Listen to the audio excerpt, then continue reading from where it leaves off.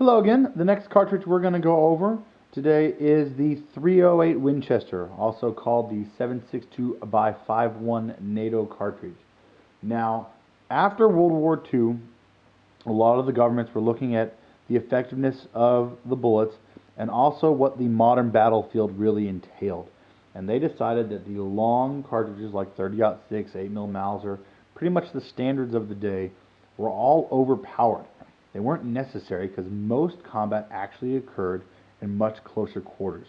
You weren't shooting someone from 700, 800 meters or yards away. They were a lot closer, 200, 300, 400 yards tops. And so when the speed of the wars increased, particularly with more use of vehicles and that sort of thing, then we got closer and we needed more of an intermediate cartridge. Now, the British were developing something along the lines of this brass size, but an even smaller bullet, and in between, 260 if I remember correctly.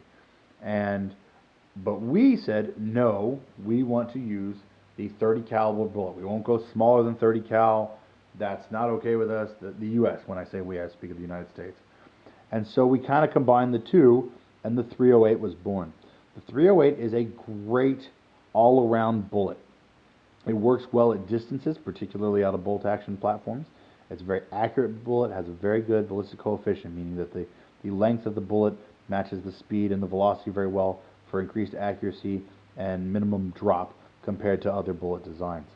You know, heavier, shorter, wider bullets, they tend to drop faster, more drag, more friction in the air. Whereas in longer and thinner, can sometimes destabilize if they go too fast, that sort of thing. So a modern recreation really of that round is the 6.8 Special. They brought back that British caliber from the dead, so to speak. And there's been several ones similar, 6.5 Creedmoor, 6.5 Grendel, all very similar of that intermediate going, well, hey, let's go a little smaller than a 30 caliber, see if we can get a little more velocity. And so they're all trying to do the same thing now. But the 308 has proven to be effective at ranges past 500, 600, 700 yards, even further.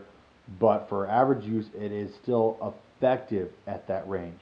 Whereas then I might be accurate with a 5.56 out that range, but it's going to have a lot less force. So the 308 is going to be one of your most popular rounds, what's considered, a battle rifle, a semi-automatic rifle with a barrel length of 18 to 20 inches that really has some force still out past that 300 and 400 yard range. And that's where the 308 can really excel. Things like the M1A, HK's G3 and the clones, PTR 91, things of that nature, or 18-inch to 20-inch barreled AR-10s. Once you get into 16-inch barrel on the 308, you've lost a significant amount of force. You've lost a lot of speed and therefore energy, almost 200 to 300 feet per second. So which makes a big difference when you're talking about those ranges. Still an accurate bullet, still has plenty of force at intermediate, really, still 250 to 400 meter or yard range. But once you get past that, it tends to lose a lot of its effective power. So definitely a popular bullet. Both obviously works very well for hunting as well. Very popular hunting cartridge. So really a good double duty cartridge.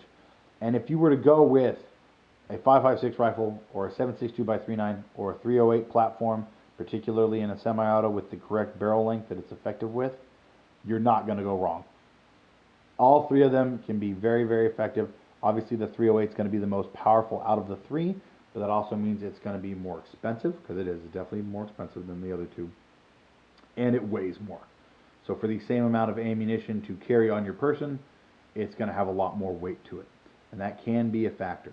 Also, not as good for smaller framed or young shooters because it is a larger caliber bullet and therefore more recoil. Excuse me. All right. Any questions or comments? Please let me know.